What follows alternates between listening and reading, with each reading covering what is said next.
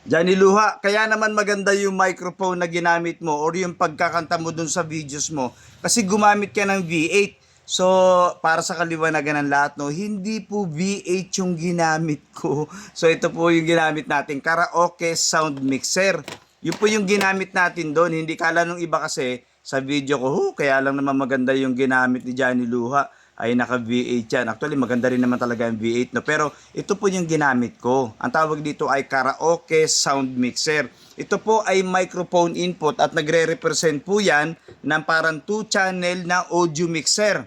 So ito yung audio mixer natin. Ang kaibahan lang nitong audio mixer na to or karaoke sound mixer na to ay yung pinakang effects po nito, yung kung tawagin natin ay yung tone at yung echo, pinaghalo yung kombinasyon na yan, baligtad lang sa camera ha, yan po ay yung po nagbibigay ng effects ng mic 1 at ng mic 2. So kasi ang purpose kasi ng ating karaoke sound mixer, kapag sira na yung inyong mga microphone input ng inyong mga integrated amplifier or amplifier, no? Pwede po ninyong pagganahin yung amplifier ninyo, yung pinaka-microphone input sa pamamagitan ng mga audio mixer, kung meron kayo nito.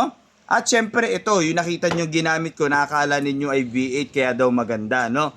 So ito po yan, sa mga baguhan at hindi pa nakakilala rito, yung output nito, ito yung pinaka-out sa ilalim. Papunta po ito ng amplifier. Sa input ng amplifier, mamimili ka na lang doon kung sa CD, VCD, TV, tuner, or AUX, o kung merong ganong input, no? Then yung selector ng amplifier ninyo, kung saan ninyo nilagay yung RCA, o di dun nyo po itapat para gumana to, no?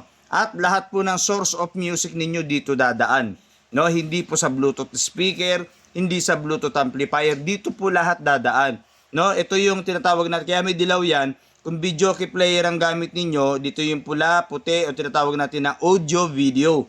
Audio video, kung video player ha. Then itong dilaw, papunta po ito ng TV.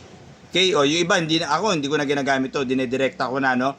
Yung pula at puti nang galing sa amplifier, tapos yung dilaw ng amplifier video, dinedirekta ko na po dun sa TV. So hindi ko na rin pinadaan dito. Okay? So siguraduhin naka-volume, naka-full volume, full ha, todo po. Kasi nga may pumapasok na kanta rito, no? Siguraduhin din naka-on at kasama mismo yung pinaka-microphone, ay yung tinatawag natin na adapter. O ganun yun ha. So sa mga nililiwanag ko lang ha, baka kala ninyo kasi gumamit ako ng V8, hindi po. Ito po yung ginamit ko, yung ating karaoke sound mixer na nabili ko lang dito diin sa Yellow Basket natin or sa mga social media natin, lalo na sa account ko, no?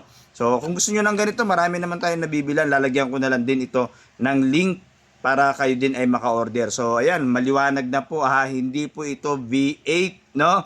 Ang V8 po kasi ay isang uri ng sound card na ginagamit po sa pagla-live or sa mga live stream sa mga social media. Okay? Mas okay pong gamitin ito kung mga pang-video, okay, hindi po ito. Okay? Mas maganda gamitin ito sa mga integrated amplifier or sa mga power amplifier ninyo. May Bluetooth ba yan, Johnny Luha? Wala po itong Bluetooth, pero pwede po ninyo itong lagyan. May nabibili po mga Bluetooth, lalagyan nyo po dito sa ibabaw. No, dito yung RCA sa ibabaw. Papunta ng Bluetooth na receiver ninyo. So, yung inyong TV sa ibabaw din. Smart TV sa ibabaw din. Video player sa ibabaw din. Laptop ninyo sa ibabaw. Cellphone ninyo sa ibabaw. Kung bilog, 3.5 jack yan. Eh, Johnny Luha, wala kami 3.5 jack eh. Ano, ang gamit namin ay Type-C to Type-C. So, paano? Eh, di Bluetooth na lang. Paano nga? Wala nga Bluetooth ito, Johnny Luha. Eh, di bilhan nyo po ng Bluetooth. Tapos, para kahit nasa CR kayo, nakakunik yung cellphone nyo dito sa Bluetooth na nasa ibabaw nito o nasa RCA nito. O di, tapos naka-wireless ka pa, no? Nilagyan mo ng wireless mic to. O di, mas maganda, di ba? Kahit nasa CR ka, pwede ka mag-video okay. At nakakunik lang ito sa Bluetooth speaker or amplifier. O, maliwanag na, okay?